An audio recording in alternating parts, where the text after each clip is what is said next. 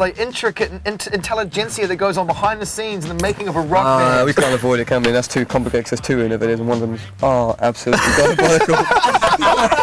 Give it back. If we say Uno, then you might go for the wrong one. We can't I got a feeling close. that first one's completely dead though. I'm sure While they're trying to sort it out, ladies and gentlemen, we welcome you to the Muse special on Gonzo. Thank you very much for joining us. We know there are hundreds of thousands of Muse fans all over the country right now and all over Europe who are tuned in to hear you guys talk about the brand new album. We're going to be playing some videos, not as many as we initially hoped because you poo-pooed about half of them. It's because we've got so many bad videos from the early days that we're just trying to pretend our past didn't happen. You know? And with good reason, because you've made probably the best record of your careers today. No, in fact, no probably about it is by a long shot. It's called Absolution, and it's a brand new beginning for you as far as I'm concerned. Excellent, thanks very much for that, that's nice. It feels like, we've kind of, it's a bit of a fresh start, done something new, and we're kind of looking forward to touring. I'm going to be honest, and by honest, I mean brutally so. I think in the past where the songs have stood up, and you guys, I think, until hearing this record, what really was really highlighted to me was that I think that the albums have been slightly on the thin side. Like listening to this record, it's so fat, man. It's what I do when I see you guys live. Yeah, right. That's what I find. I think Rich Costy's just a genius, really, and by far the best producer we've ever worked with. And he just sonically, he's just really got his head around where things should be, and really sort of hones in on each thing individually rather than really sort of, especially drums and bass, sort of really got in there. Must be nice to actually finally get a little bit of props in the studio as well, as opposed to doing your tracks over 2 days and off and whatever else you got to do. Someone showing you a little love, he got involved. But he certainly, sonically it sounds completely different to anything we've done before, so which is... It's absolutely huge, man. Even the power ballad's huge, you know what I mean? It's just enormous. It's called Absolution, and the band is Muse, and they're here on Gonzo for the entire day. That is if they don't storm out, over the video choices we made of their career to date. What are we going to go to first? How about Muscle Muslim, as it says on the piece of paper? Are we clear to play that? Are we good to go? It's as long as it's the live version. We apologise for the concept of the video, but we threw down a little Muscle Museum in honour of our very special guest. Nice to see you made the effort today, and I want to say a big congratulations to you, sir, for, cheers, thanks a lot. for being a father again. Nice one, cheers. God damn, you're like, just when I think I was out, they pulled me back in. I'm glad that the family is all happy and healthy. A little boy, I believe. Yeah, he's fine. Yeah, they're both okay. Excellent. It's cool. Yeah. Right on. Good. And what's his name? Frankie. Right on. Joining Alfie and Ava. Yeah. Like I was saying, can't miss. This is amazing. Hey, you want a son? Give me a call. I'll hook you up. I can't lose. Seriously, I'm better than 100. You were trying to make some failed apology about Muscle Museum, the video, or whatever. You think we made a video where I wore this pretty garish red shirt, which Dom convinced me was good at the time, and what else was going on? I remember. Did you do that on purpose? Was that like a joke? Like, yo, if we convince him that shirt's really hot, like. Yeah. I think we had this. We did a Hollywood version, and we did like. There was the Maverick version. Exactly. There was the Maverick version. The concept was actually pretty good. It was about like this sort of rural scene, and things are going wrong, and people are getting a bit jaded. But it turned out a little bit Hollywood, didn't it? Really. It did, with all the tears and for a debut, it was a bit kind of we're supposed to be an English band, not some. Things have changed for you guys in the States. You signed this big deal with Maverick. You flew first class. You got limos. You drank champagne. Respect. Get the girl, grab the money, and run, which is what you did. And I respect that. You've since decided to move on from that predicament. What was the breaking point for you guys with? They sort of didn't really like Origin. They didn't release it out there, and we were sort of willing to go out there and tour, but they weren't really. Yeah. They just didn't release it. So. It's crazy that even in this day and age, and I know that that's just the way that it works. Fresh trainers, by the way, man. That's some old school. It's amazing in this day and age in the 21st century that record labels still have the power to be able to say, despite the fact you've poured your heart and soul into this record, we're just not going to put it out. It's what? Luckily with our setup, we were only on them for America anyway. All of our other labels were separate to that, and luckily we got the chance to really work ourselves in Europe and toured a lot and got ourselves a big following out there. So this time we're going to probably go out there on Geffen or Warner's or something like that. I know there were labels interested because a friend of mine's president of a label is really interested in you guys right now. The guy who signed Limp Bizkit and all those bands, what's his name? Jordan something or another. Yeah. We were sat down with him the other day and he sat there and goes, I am the most powerful man in the music business. And he goes, no, he's a good guy. Jordan Sure, that's hilarious. Don't get me wrong, he was a really good guy. No, but that is his comedy line, that's just tap, isn't it? And he said, did you guys keep a straight face? There's a storm. Yeah, we did actually. We did manage to just about keep it there. And he was going, there's a storm in the music industry and I'm the captain of the biggest ship. That is awesome. Sign to him, Just go with him, just for comedy value. We're going to make our best efforts to go with him because I reckon that kind of talk is worth something. You know what I mean? Yeah, easy with the chest, Corinthian leather. But it really is. That's just genius. I'm captain of the ship. I think this album could really work for you guys in the States. I do. I think the sound is right, you know. You know, I think that the timing would be good. I think Maverick's lost, you know what I mean? But like you say, you know, you made the most of the time to go to Europe, and you played really hard. You played Origin really hard. You know, when you think about playing live now with this new album, you think about what you're going to put in the live set. Is it hard to imagine playing some of the older material because you've got this new record? Do you know what I mean, or how you're going to reinterpret it? The set. I mean, we're going to mix the set up. I mean, it is difficult. Writing set lists does become more difficult the more albums you got, because especially. You try and break it up every night? Yeah, I think so. Yeah, I think we'll rotate the songs around, and also we've got different arrangements. We always do different arrangements of the songs. For like, there's a song called Butterflies and Hurricanes, for example, which is a really piano-orientated song. We've done this kind of death metal version, which we're going to play. Just a little known fact about music. Any excuse to go death metal, and they pretty much will. You should hit Unintended. It was done about 3 or 4 years ago. It's pretty crazy. I got on booty. But yeah, I think we'll just mix it up. You know, we'll just play a selection of probably a couple of tracks off the first album, and we'll sort of mix up a bit of Origin as well. Just keep it exciting for you. Yeah, definitely. You're gonna revisit Sunburn, or is that a no-no on this list right here? I don't know. We've got a version of it. Again, it's a death metal version. It's not death metal version. It's actually what kind of version would you call that? I don't know. So it's kind of it's basically converted onto the guitar, same kind of thing. Some of these songs are kind of. You're such an ex-hero, man. You know, and he's like, it just feels better, you know, when you're playing. You're more free to move and pull out some of these kind of poses. That's not a riff. This is a riff. And on the piano, you're kind of, you know, you can't really move about too much. So if we play Sunburn, it'll be a guitar version. Yeah. Right on. All right, Sunburn. I know they probably hate it, but we still love it. So here we go. You know what? We're having fun today with Muse on the couch. It's really good to see you guys. You know, look at you. I'm so proud. Look at the way they've grown. That's really great. The album's called Absolution, and what's the drop date? What's the official drop date of it? 22nd of September, I think. Right on. That's very exciting. Do you get nervous the day before release of a record once you know that it's out in the open and people can interpret it their own way? You know? We usually find ourselves busy out there touring somewhere, and you hear a few weeks later that apparently you sold some records. You know what I mean? I don't know. We don't really get nervous about that kind of thing. It's a #1 record, though. I mean, I've got money on it. Seriously, easy. It's a #1 record. Steady on. No, it is. I think genuinely. We'll see. I don't know about that. I mean, we never intended to be that kind of level, really. I mean, we wanted to. Do you know what I mean? But it's not what I see when you're like, you know, co-headlining Reading one year and you're up there and there's like, you know, it's just guitar and rock and roll heroics, you know, from the outset. I was at this funny time. Let me tell a story. I was watching you guys at Reading and you were doing some slow tracks, and my mate came out and he was a bit sort of Reading screwed. He'd been drinking and smoking all weekend. He was like, I want to hear some riffs. And then literally, like, on cue, you just ended the song and there's a pause and then you just went, it just went on like 12-minute riff masterclass. It was the most hilarious thing ever. Actually, we turned that, I know exactly what riff you're talking about. And we turned that into Stockholm Syndrome. That's right, yeah. You went crazy, it was nuts. And I was like, was that enough riffs for you? He was like, yeah, man, no, you can definitely, you know, you can hold your own. You ever been on the cover of a guitar magazine? Have I? Yeah. Oh, yeah, I'm ashamed to say, yeah. I've been on there. I've been on a few, actually, yeah. They kind of blag me into it every now and again, and I've got to sit down.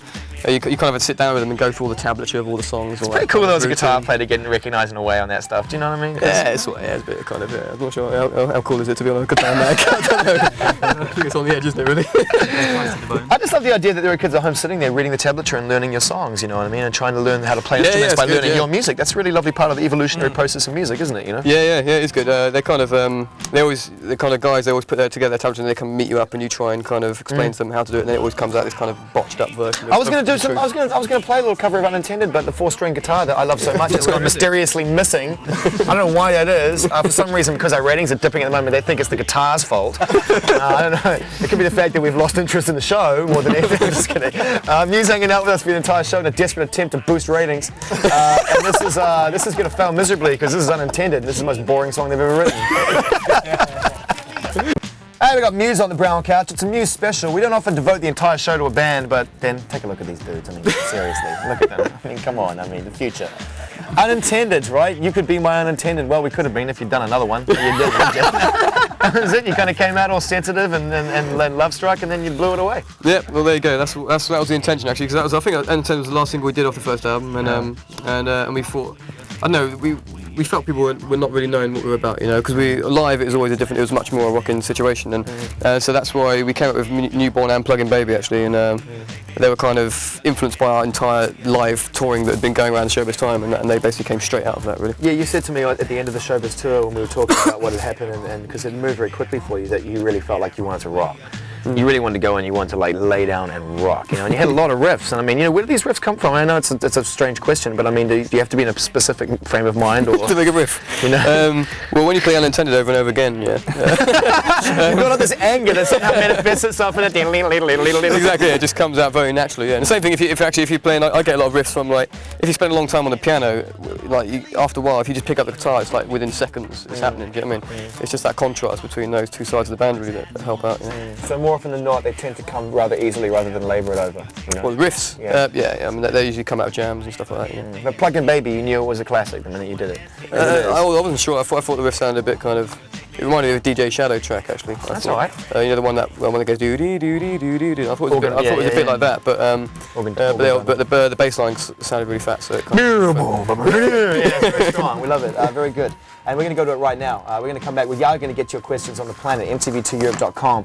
We only threw it up a minute ago, but we've already had an overwhelming response, about 3. Plug-in Baby, right on. All right, cool. Just saying, man, taking a look at the list of videos that we have to play on today's show. Home of the hits, man. Muse, home of the hits. Isn't it? You know, you're going to have a good time with your best of eventually. And you finally come down to actually putting it together. It's like a triple album. We threw down Plug-in Baby, and that was a sort of a song which did herald a far more new rocking approach and opened up the origin of symmetry to the entire world. And the video. Any particular memories of the video? The one with the models without the limbs? Yeah, we're into Prague actually. It's the only time we've been to Prague. We sort of went in there about 6 in the morning and left at about 6 in the morning. Yeah. The next day, and didn't really see shit. anything of Prague. It was with David Slade actually. We did almost all the albums off, apart from Plug-in Baby. We did also all the videos. Sorry, off Origin with David Slade, didn't we? So a little geezer. He's pretty cool. He's small, but he's got a good vision. No, he's turning up to his meetings. It was like we'd have like a meeting over the phone, and he'd be like, oh yeah, let's try this out, let's try that, and then we turn into a meeting, and you just sort of go, man, I had this dream last night about these little midgets swarming around you and all this, and basically the videos were just his dreams. The videos are twisted though. They are twisted. I mean, Plug-in Baby, you got all these Eastern European models without limbs, and then you've got the one where you guys playing upside down, and then you got the one where you're falling infinitely through the air, and then you guys are like just watching them fall like pongos. There goes Matt. What's he doing? What's he doing? No one knows. Aren't they? They're crazy. And there was one particular one. I know you'll take this well because we're buddies, but there was one particular one where you guys were very orange. That was the one where you were upside down. That's David Slade as well. We were trying to fit in with his dreams, basically. I mean, as I said, he was dreaming about us being orange with playing on the side of a building and all this kind of weird stuff. And I don't know what the orange thing was all about. Can you explain that? He's got a bit of a thing. I mean, I don't know if he likes like natural skin colour because he always every video we've done you get some sort of yellow or gold. Actually, we saw it's like an alien-like glow. There is one consolation. That is that he apparently did a video for Star Sail and we saw that and they were orange as well. So. I know the one you're talking about as well. Yeah, you guys should be in there like those magazines that have like different scales, different shades of orange. The more tan you get. There's George Hamilton School of Suntanning going on there for a minute. Okay, let's go straight to the planet. The most important question that we can ask all day. We're going to begin with that. What's your favourite kind of cheese? That's from Catering. Go. Good call. Cheddar. Yeah, mature cheddar. I'm a mature cheddar man. Must have it in the fridge. Brie. That's a gay cheese. Isn't it? No, seriously. I mean, in all honesty. It's a quality French cheese. It's a quality French. I can see the advertising byline down there. Some say it's gay, but really it's a quality French cheese. Okay, well, the next question from Shortography, I suppose, is a fair one. Which album did you enjoy making the most? I mean, is it safe to say Absolution's been the most enjoyable record? Absolution is definitely the most relaxed, yeah. Yeah, I think, the studio we went to as well, we went to a place in Ireland called Grouse Lodge. It was just an amazing place, It's sort of right in the countryside, you've got swimming pools and pubs on site and stuff like that. It was a really cool place. Yeah, it's got its own little pub. Like, it's the only studio in the world that's got its own pub. That's private awesome. Pub, yeah, private sort of. And how much time did you spend in this pub? We were just drinking. I thought Guinness was like the most horrible drink in the world before. But then you went to Ireland. Yeah. And then you exactly. Try having fun to Guinness in London with somebody who's Irish. And it's just like, they just curse for 25 minutes when they sip it, They do it out of principle, but they hate it every single sip. This sounds like a really blessed place to record a record, and I'm really appreciating what you're saying because a lot of bands recently I've been talking to, it's picking environments that aren't stereotypical studio environments, places they can chill. Yeah, well, I think it's good to be able to live in the place where you're recording as well. We started off in London and you kind of work in 12-hour days, and you sort of have to go home right in the middle of doing something. Do you need that as well as a band? Do you need that sense of discipline in order to get things done? Well, no, I was saying because we started off there, and that's why we ended up going to Ireland. We want to be able to kind of, so we could record any time in the middle of the night or any time we want to, every time we feel like we want to do something, we can just do it. You know? So I think residential is like the best place to be if you want to concentrate. You know? It's a beautiful luxury to have. You know, you've earned it. You've toured hard. You've earned the right to do that. But it's a beautiful luxury to be able to say, you know what, this time I think we go to Ireland and we go to a place and we go to a pub. We make an album in a pub. Newborn, which of course is a video taken from an album called Origin of Symmetry, and the people who make that music are sitting on the couch to my right, your left. Yeah, that works. Muse, hanging on Gonzo for the day and celebrating the release of a brand new album called Absolution, which is absolutely firing. Pretty much is the only way I can put that. Okay, this is a question that'll take you back a little bit, but you know the family want to know, and we're honoured and bound to ask these questions because we love the people who post these questions to you guys. This is from IMU. Let's go individually. Some of your earliest influences. Let's go down the line. The first band I listened to was the Beach Boys, which is very advanced for a young individual to get into. I'd say it wasn't the latest stuff. It's more the sort of early surf stuff that I was sort of kind of listening. I mean, it's only recently I kind of sort of started getting into Pet Sounds and stuff like that. But I'd say when the band started, it's pretty stuff like Nirvana and Sonic Youth and that kind of grunge kind of vibe. You know? Yeah, well, I mean, really, those are the seeds of modern rock. That's where it starts. You know. What about you, Matt? Jimi Hendrix, I think. The guitar solo for Voodoo Child. That made me want to play the guitar. Yeah, that did. Yeah. Well, it's just, I mean, the thing about players like Hendrix, and I'd say yourself as well. I put you in a category of many great guitar players who have their own style. You can tell a style, and that's it, isn't it? More than anything else, when you learn an instrument, the most important thing, even though you're going to learn from other people and listen to your favorite guitar players, is to at some point develop your own style. You know, how long before you felt like, you know, I'm my own guitar player? I think around the beginning of Origin Symmetry, around that kind of time, I kind of felt like I'd found something that was sort of not remotely not ripping off someone else. So I think around that time. But I don't know. Have I got my own style? I'm not sure really. No, you most certainly do, man. A very ambitious style as well. It's not like you're up there just chugging, you know, chug a chug, drop D. You know, I think it's to try and play loose. Do you know what I mean, on stage? I mean, I think maybe because when you're singing all the time, you don't really concentrate on what you're playing on the guitar too much. It just happens. You seem to be in your own zone a lot. So I think I'm kind of singing, and then whatever happens just kind of happens naturally. So I think it's probably most influenced by the vocal, really, how I play the guitar. Because sometimes you go through a chorus and you're like, I just can't wait to get to the bridge so I can let loose. Can't stop, fingers moving, things going off, you know, like chips in the fingers. Yeah, I bet. Okay, what about you? Go on, Dom, hit us off. I don't know, maybe when I was about 10, I was listening to quite a lot of hip-hop, like NWA and LL Cool J and Young MC. And then, you know, started playing the drums and got into a bit of rock, and then, you know, grunge, Nirvana, for the pre-call, Pumpkins, all that kind of stuff.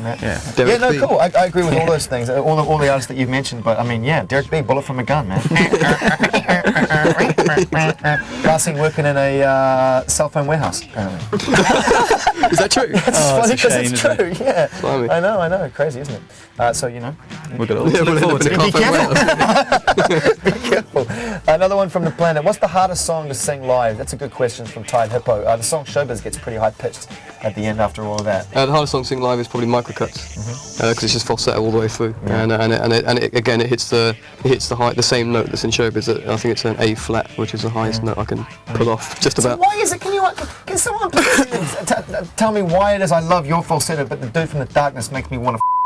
Can you answer me that question? Because I mean, effectively, you're both singing in a falsetto, but I don't know what it is. Something going on there. I use a distortion pedal on mine, so. There you go. That's what I'm looking for. I'm sure Justin's going to make the necessary amendments to his live show because I want to.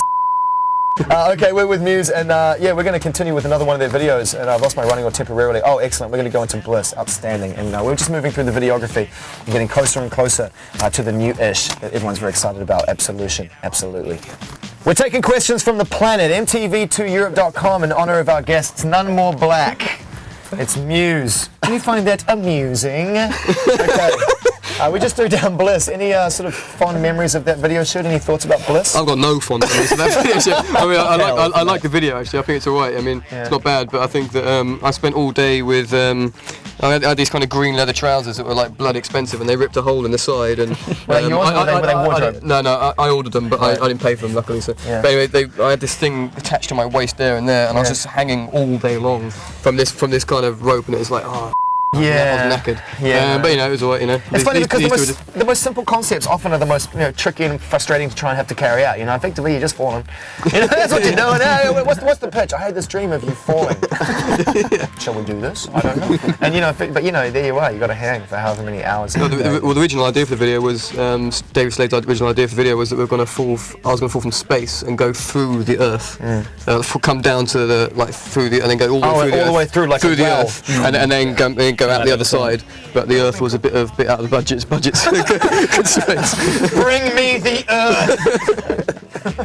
All right, heading back to MTV2Europe.com. You've got this forthcoming UK tour, and you're going straight to the big arenas, which is a good move, because I really do believe this album will put you in the fields.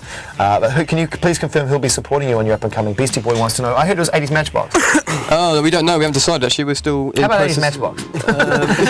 Are they good? Yeah. They're hot, I don't actually know them, so... Very strong. Yeah? Yeah, who are you feeling right now? Well, in fact, we're open to suggestion, you know what I mean? Yeah, So right. any ideas you've got would be welcome. You know what I mean? Because we were going to tour with AFI at one point, but they can't do it. Mars Volta, but they're too good. Mars Volta. It's so true. It's so funny because it's true. You can see them backstage chain smoking furiously like this is a bad idea. Exactly, yeah. So I mean, I don't know, anyone really. We're still thinking about it at the moment. In fact, we need to make a decision probably today or tomorrow. So. All right, well let's chuck some postings on the message board and we'll see what people come up with, and maybe we'll go out for a drink later on if you're around. We'll have a chat about it. Yeah, you know, I got some ideas. Okay, moving swiftly on. Who takes the longest in the bathroom? Don't. Look at the frills. Look at the frills. I mean, attention to detail. I mean, look at this guy.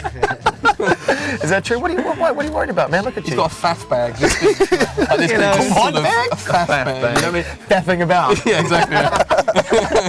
I love it. It's the first time anyone's mentioned the word faff on the show. It's so funny. We're bringing it back. What you doing? Oh, I'm just faffing. Seriously, you like to take pride in your appearance? You know, I can spend a lot of time in a shower. You know, if you lock the door, it's a technical. Moving swiftly on. We've got limited time with these guys, and we're going to bring it back to music eventually. But right now, we're going to move on. Hyper music, which we love, and yeah, I mean, you know, it's just great to have these guys here. Hyper music. I'm going to ignore the planet for a minute and talk a little bit more detail about the making of this record. We touched at the very top of the show about Rich Costley. You know, you've worked with producers. You obviously enjoyed the collaboration process of it. Was he the #1 on your list for this record?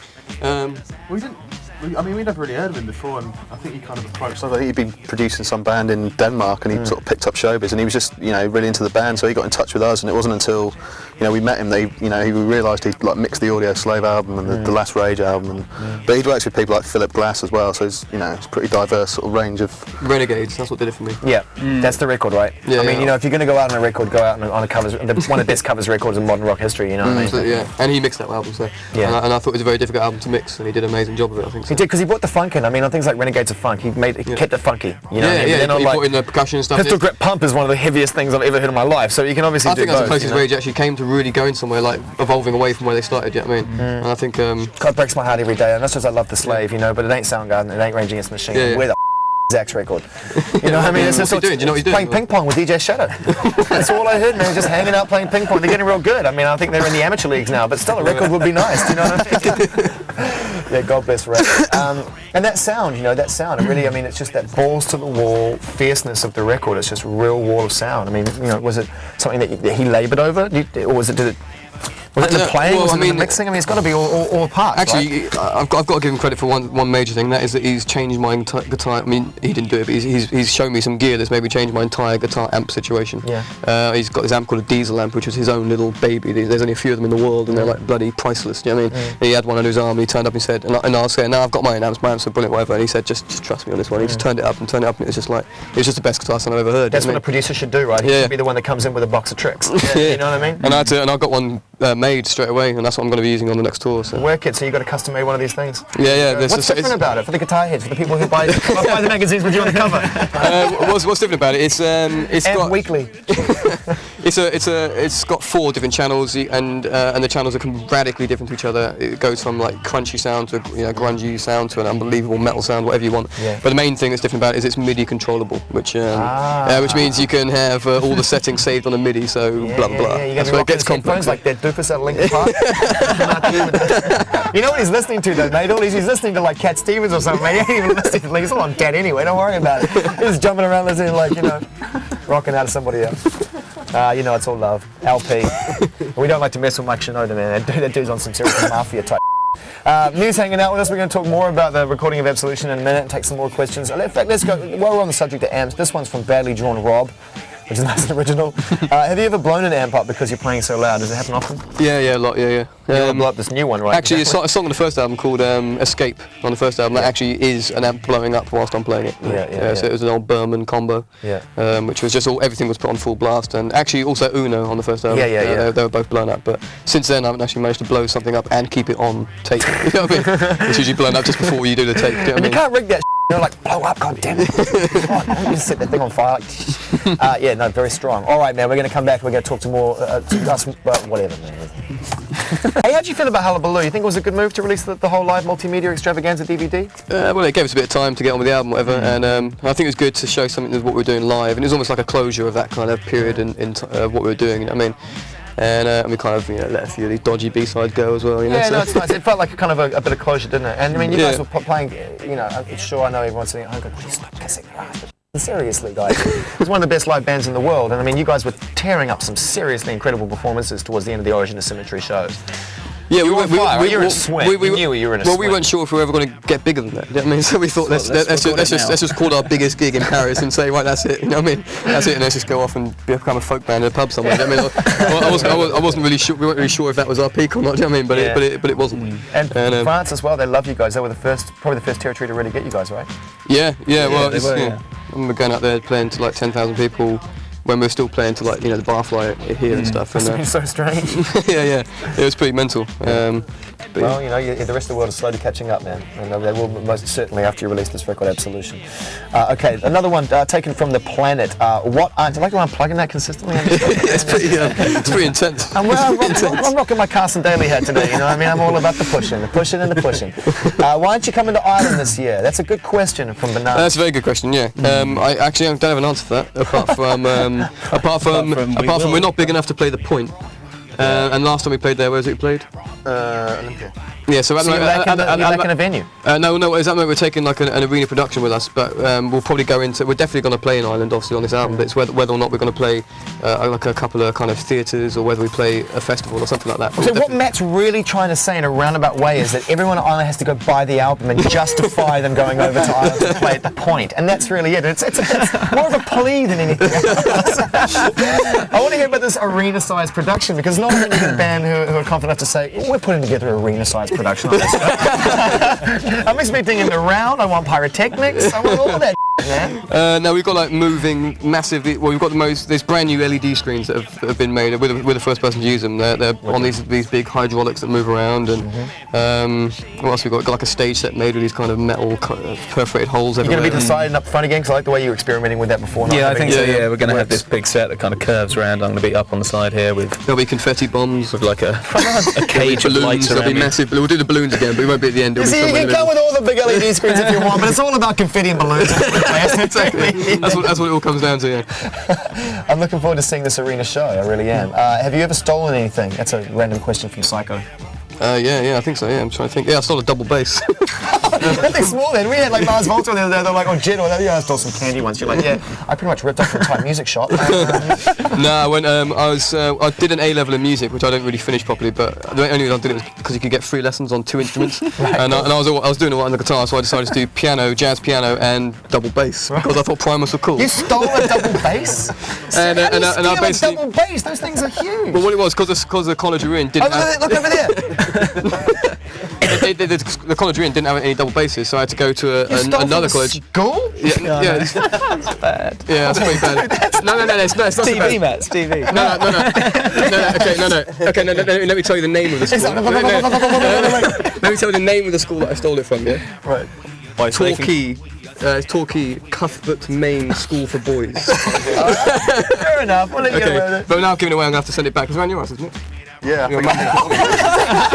Top him in while you're at it. Nice one. Good going. Well done. Excellent. Outstanding. Right, you saw it here first. Someone call the enemy.